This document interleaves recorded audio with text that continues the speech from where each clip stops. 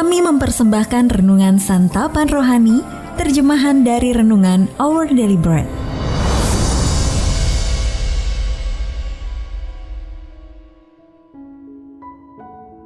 Untuk menerima notifikasi video baru kami, silakan tekan tombol subscribe dan tanda lonceng di bawah ini.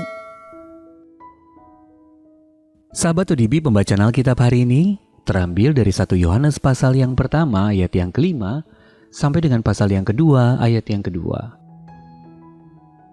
1 Yohanes pasal yang pertama ayat yang kelima sampai dengan pasal yang kedua ayat yang kedua.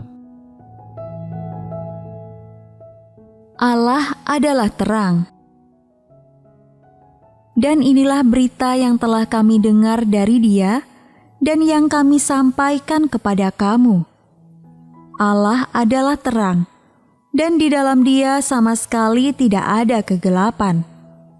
Jika kita katakan bahwa kita beroleh persekutuan dengan Dia, namun kita hidup di dalam kegelapan, kita berdusta dan kita tidak melakukan kebenaran. Tetapi jika kita hidup di dalam terang, sama seperti Dia ada di dalam terang, maka kita beroleh persekutuan seorang dengan yang lain. Dan darah Yesus anaknya itu menyucikan kita daripada segala dosa. Jika kita berkata bahwa kita tidak berdosa, maka kita menipu diri kita sendiri, dan kebenaran tidak ada di dalam kita. Jika kita mengaku dosa kita, maka Ia adalah setia dan adil, sehingga Ia akan mengampuni segala dosa kita dan menyucikan kita dari segala kejahatan.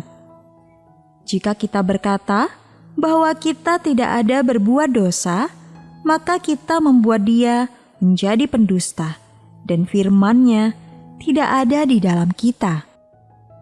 Anak-anakku, hal-hal ini kutuliskan kepada kamu, supaya kamu jangan berbuat dosa. Namun, jika seorang berbuat dosa, kita mempunyai seorang pengantara pada Bapa, yaitu Yesus Kristus yang adil. Dan Ia adalah pendamaian untuk segala dosa kita, dan bukan untuk dosa kita saja, tetapi juga untuk dosa seluruh dunia. Ayat mas renungan hari ini terambil dari 1 Yohanes pasal yang pertama ayat yang ke-9. Jika kita mengaku dosa kita, maka Ia adalah setia dan adil, sehingga Ia akan mengampuni segala dosa kita. Renungan hari ini berjudul Menyiangi Dosa, ditulis oleh Cecil Dixon. Meski sempat melihat sejenis perdu bertunas di sebelah selang untuk menyiram tanaman dekat beranda rumah kami, saya mengabaikan tanaman yang tampaknya tidak berbahaya itu. Saya pikir mana mungkin rumput liar sekecil itu merusak halaman kami. Namun minggu demi minggu berlalu dan rumput liar itu pun tumbuh hingga seukuran semak kecil dan mulai menguasai pekarangan kami. Cabang-cabangnya yang liar menutup sebagian jalan masuk ke rumah dan bertunas di bagian-bagian lain. Setelah menyadari keberadaannya yang merusak, maka saya meminta suami saya untuk mencabut rerumputan liar itu, lalu melindungi halaman kami dengan pembasmi gulma. Sahabat ODB, ketika kita mengingkari atau menyangkal keberadaannya, dosa bisa menguasai hidup kita, bagaikan rumput liar yang tak diinginkan dan membuat hidup kita menjadi gelap. Allah kita yang tanpa dosa tidak memiliki kegelapan sama sekali di dalam dirinya. Sebagai anak-anaknya kita dimampukan dan diperintahkan untuk menolak dosa secara langsung, supaya kita dapat hidup dalam terang sama seperti Dia ada di dalam terang.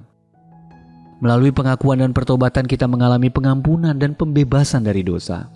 Karena kita memiliki pengantara agung, yakni Yesus. Tuhan Yesus rela membayar harga terbesar untuk dosa-dosa kita dengan darah-Nya. Dan bukan untuk dosa kita saja, tetapi juga untuk dosa seluruh dunia. Ketika Allah mengingatkan kita tentang dosa kita bisa saja memilih untuk menyangkal, menghindar, atau mengelak dari tanggung jawab. Akan tetapi ketika kita mengakuinya dan bertobat, maka Dia akan menyiangi dosa yang merusak hubungan kita dengan Dia atau orang lain.